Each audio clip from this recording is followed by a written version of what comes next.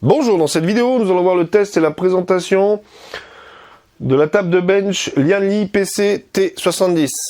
Allez, c'est parti. On va commencer par l'unboxing.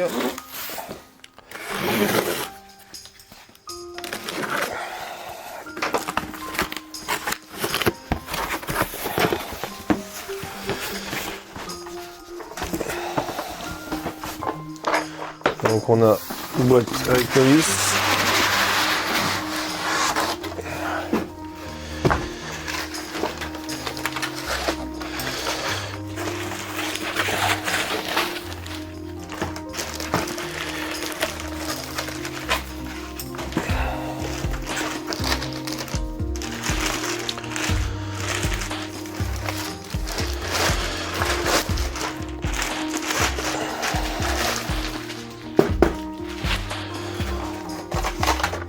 On a donc notre notice de montage.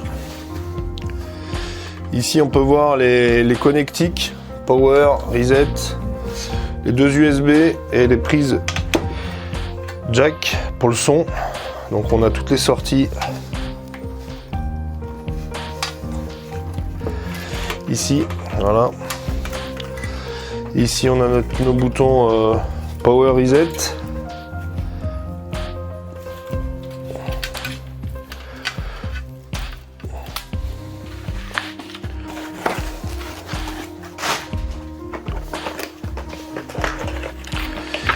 Donc on va monter notre support. Donc en termes de finition, le produit est parfait, hein, de toute façon Lianli fait toujours dans la qualité. Le montage se fait en 2 minutes. Il vous suffit donc, comme je disais, de placer la partie arrière, de mettre les supports ATX. Pour ce qui est donc de la particularité de notre boîtier, c'est qu'en fait il est complètement modulable. C'est-à-dire qu'ici la partie de l'alimentation, on peut très bien la fixer de l'autre côté si on préfère. Pareil ici, vous avez une cage de 2,5 pouces qu'on peut donc sortir. Et si on préfère, pour une raison technique de câble, la passer de l'autre côté, ça se fait en 2 secondes, voilà, c'est fait. Ensuite, Lianli vous fournit donc des vis avec des tampons, pareil, pour fixer vos disques durs. Donc vous mettez aussi bien vos 2,5 pouces que vos 3,5. Et en haut, une fois qu'ils sont fixés, il suffit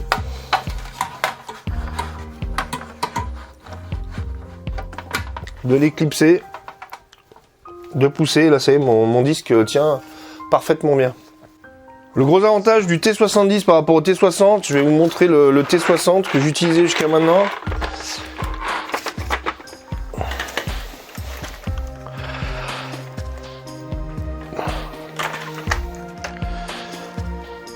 On va mettre le T70 de côté. Le T60 que j'utilisais, en fait, le problème que je lui reprochais, c'est que c'est un peu bordélique. Déjà au niveau place, imaginez que normalement je l'ai coupé, mais là vous avez un arceau qui montait jusque là. Donc au niveau place, c'est catastrophique. On peut pas le mettre sur une étagère, et ainsi de suite. Et là, voilà, le problème du T60, c'est tous ces câbles. En fait, les câbles d'alim qui de toute façon traînent. Or que là, vous avez un peu plus de place en dessous et surtout vous avez des passe-câbles. Ils vous ont mis des passe-câbles de partout. Donc vous aurez plus ce phénomène de câbles qui traînent vraiment de partout. Voilà pour ce qui est de la présentation de ce produit. Je dirais le seul point négatif, parce qu'il en faut bien un, c'est le coût. En effet, le boîtier est pas donné, il est beaucoup plus cher qu'un boîtier de standard ATX. Mais bon, après, si on fait des tests de bench, c'est vrai que si on doit démonter et remonter vite fait des cartes mères, on est obligé de passer par une table comme ça. Cette vidéo est maintenant terminée, je vous remercie de l'avoir suivi. À bientôt!